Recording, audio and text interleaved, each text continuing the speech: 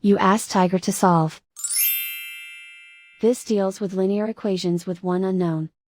The final result is x equals -3/23. Let's solve it step by step. Simplify the expression.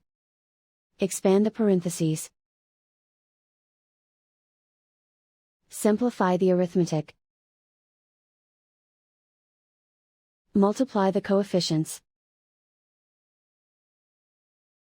Group like terms. Simplify the arithmetic. Group all x terms on the left side of the equation. Subtract 14x from both sides. Simplify the arithmetic. Group like terms.